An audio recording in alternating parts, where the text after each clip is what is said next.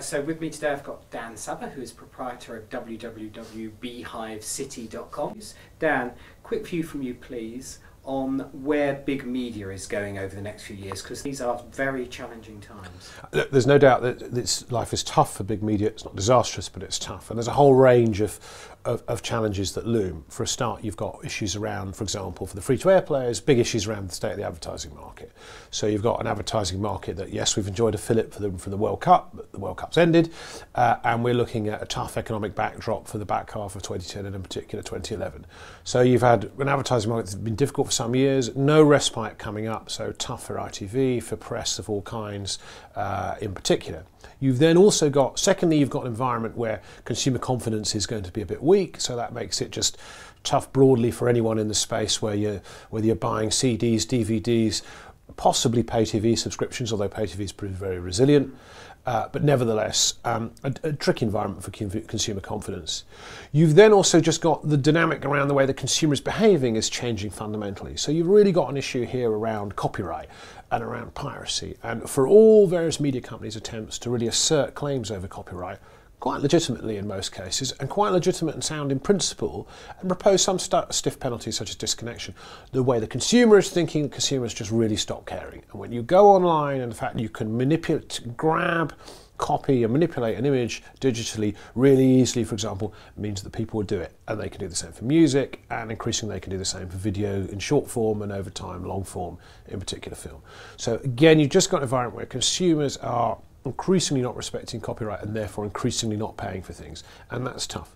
The last thing is just the hyper competitiveness of the marketplace.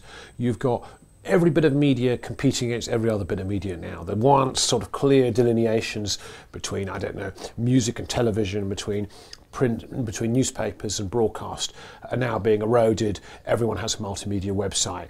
You know, music is best promoted through television as Simon Cowell shows, not perhaps through a record company and so on.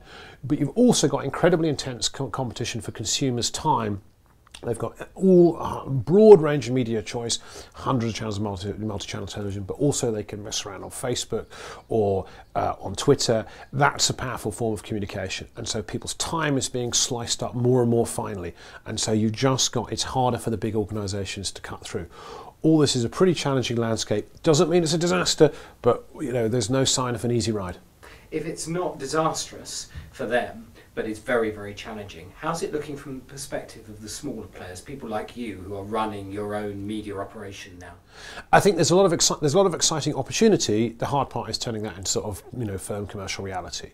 I think what's exciting about the opportunity is that barriers to entry when it comes to distribution, which were once considerable, are dropped to the point where they're practically zero.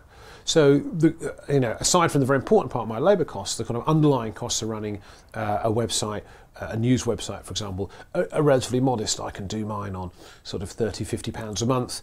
You know, maybe I need a bit more hosting at some point, but that's the sort of the reality. It's a very low, it's a very low cost business. I can get a good looking design for nothing. I can embed video, and I don't have to worry about sort of hosting video, for example. So a lot of cute things I can do. Plus, plus people who can bring the right skill set to a website. My experience and my colleagues' experience as journalists in the Times means that we know how to produce good editorial, and we've got good contacts, knowledge and networks which allow us to actually say something that people are prepared to read. So all that is important, and if you don't have that, you definitely can't succeed. But having those two things, those are increasingly sort of abundant supply, knowledge and the ability to get into the marketplace. The hard part is really parlaying that into enough revenue that will make it a sustainable enterprise. Now, it's perfectly possible to generate several hundreds of pounds a month without too much difficulty. The challenge is, can you make your living out of it? There are some websites who do it. The Register is one very good one in IT News, for example. The Daily Mash, a satirical website, does the job very well. It is perfectly possible. So new brands can come forward and challenge, but it is not quite as easy as sort of leaving your old job, setting up a website and hoping for the best. If you were minded to speculate about the future, given the trends you've just outlined in both big media and small media, is there some kind of resolution coming, or will we remain in this kind of uneasy state of equilibrium for ever and a day? I think there's no, we will always be in this sort of uneasy equilibrium, and I think the days of sort of comfortable media monopolies are just over, and we will not reach a point where we create some new ones to replace it. I mean, what is going to, you know, nevertheless, what is true and always is true is the big guys will generally remain big, and what you are seeing is them trying to consolidate. Say commercial radio, you've seen a number of deals. You're seeing talk about doing it in local newspapers. The music business has been very consolidated, and so on. So you're seeing these guys increasingly trying to consolidate. You're seeing deals or possible deals on the table, like Richard Desmond's move for 5, even News Corp and Sky kind of coming together. So you're seeing this, has been happening and is continuing to happen as the big guys sort of seek warmth, if you like, by coming together, and that helps them stay big, and it means that they will, I think, be able to continue reasonably well. However, the growing number of challenges means I think they'll never be as big relative to what they used to be 10, 20 years ago, and they will probably never be quite as leading edge creatively. And I think the trick for the big organisations is to try and keep up with the creative intensity that's coming from elsewhere, and the trick for the small ones is to try and parlay their creative intensity into something a bit more sustainable. Well, you've got a fantastic website, and it's great content. So for you, where will you be in 5 years? I really don't have a good answer to that question, because I feel like I'm sort of on a roller coaster ride in which I have no idea what the sort of end point of the roller coaster is. Well, good luck with it anyway, Dan, and thanks very much indeed. Thanks a lot.